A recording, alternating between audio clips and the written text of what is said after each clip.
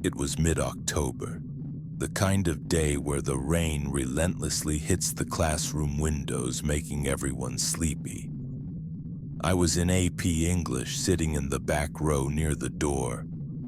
Our teacher, Mr. Halloway, was droning on about the Great Gatsby when the PA system crackled.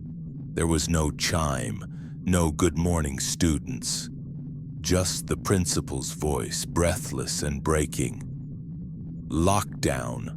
Locks, lights, out of sight. This is not a drill. The shift in the room was instant. The air was sucked out of the space. Mr. Halloway didn't hesitate. He killed the lights and slammed the deadbolt home.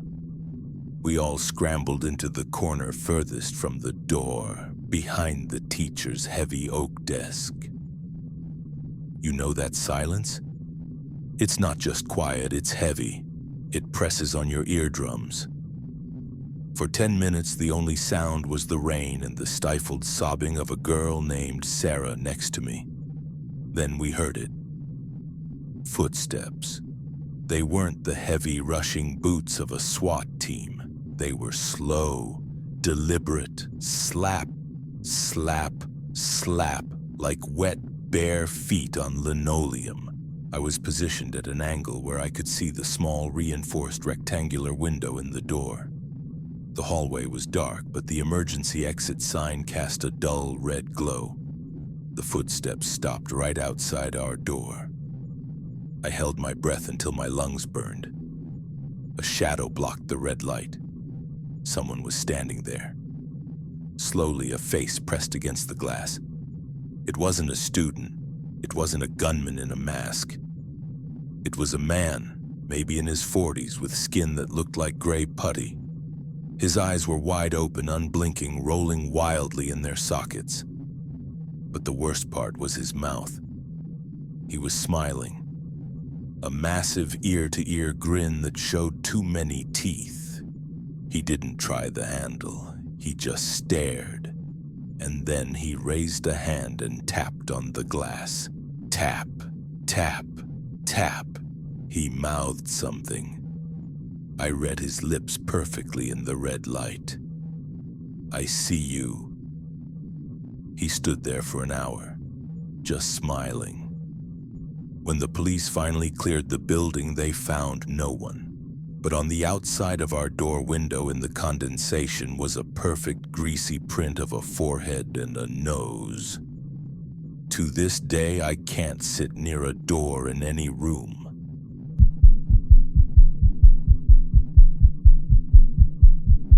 Every student's worst nightmare is being in the bathroom when the alarm goes off.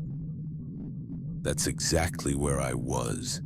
The second-floor boys' restroom, the one in the old wing of the school that nobody really uses because the lights buzz like angry hornets. I was washing my hands when the siren blared. It wasn't the fire alarm, it was the specific oscillating wail of the intruder alert. My stomach dropped through the floor. The protocol is to lock yourself in a stall and stand on the toilet so your feet aren't visible. I bolted into the handicap stall at the end, locked it, and crouched on the porcelain rim. The bathroom door is heavy. It creates a vacuum when it opens. I heard the whoosh of it swinging open about 2 minutes later. I expected a teacher checking for stragglers. I expected a yell of, "Is anyone in here?" Instead, I heard a metallic click. The main door was locked from the inside. Whoever had walked in was humming. It was a low, discordant tune, like a nursery rhyme played backward. Heavy boots crunched on the tile. Thud. Thud. They stopped at the first stall. Bang! They kicked the door open. Then the second stall. Bang! I was in the fifth stall. I clamped my hands over my mouth, tears streaming down my face. I was shaking so hard I thought I would slip off the toilet. The footsteps stopped right in front of my stall. The humming stopped. I looked down through the crack, that tiny gap between the door and the frame that shouldn't exist. I saw black combat boots. They were caked in mud. The handle of my stall jiggled, gently at first, then violently. Rattle, rattle, rattle. I squeezed my eyes shut, waiting to die. Then a voice, gravelly and deep, whispered right against the door. "Ollie, ollie, oxen free." He didn't kick the door. He just laughed, a dry, wheezing sound, and walked away. I heard the main door unlock and close. I stayed on that toilet for 3 hours until the SWAT team broke down the door. They told me the school had been cleared, that it was a false alarm triggered by a system glitch. They said nobody had entered the building. But I know what I heard. And I know that when I finally got down, the lock on my stall was bent, almost twisted off from the outside.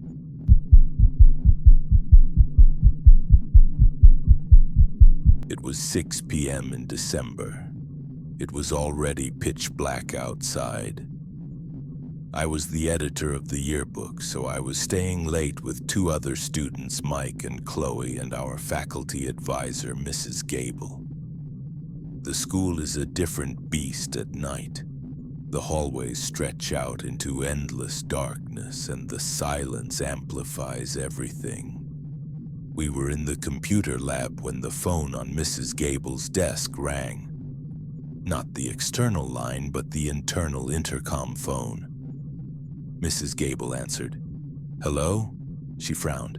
"Hello? Is this the janitor?" Her face went pale. She slowly hung up the phone and looked at us. "Turn off the monitors," she whispered. "Get under the desks, now." We didn't argue. We scrambled under the long computer tables. "Who was it?" Mike whispered. "They played a recording," she whispered back, her voice shaking. It was my voice, saying help me over and over. Suddenly, the PA system, the speakers in the ceiling, clicked on. Static filled the room. Then a voice boomed through the empty school. 5, 4, 3. It was a countdown. Mrs. Gable crawled over to the door to lock it, but she stopped. The lock on the computer lab door was broken. We had put in a maintenance request weeks ago. 2, 1. The power to the entire school cut. We were plunged into total darkness. The only light came from the parking lot street lamps filtering through the blinds. Then we heard the dragging sound. It came from the hallway. It sounded like something heavy, like a large sack of flour being dragged across the carpet. Swish, step, swish, step. It got louder, closer. It stopped right outside the open door of the computer lab. We held our breath. I could hear Mike's heart beating. It was that quiet. A flashlight beam cut through the darkness of the room. It swept over the desks, over the chairs. It missed us by inches. The beam lingered on the wall for a second, then turned off. The dragging sound started again, moving away down the hall, fading into the cafeteria. We waited there for 4 hours until the night janitor came in for his shift and found us. We called the police.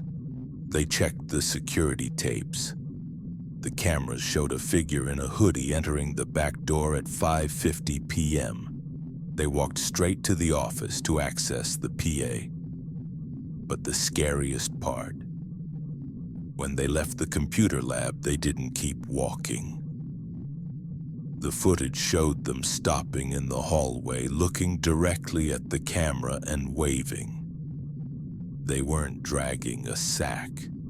They were dragging a fire axe, and we never caught them.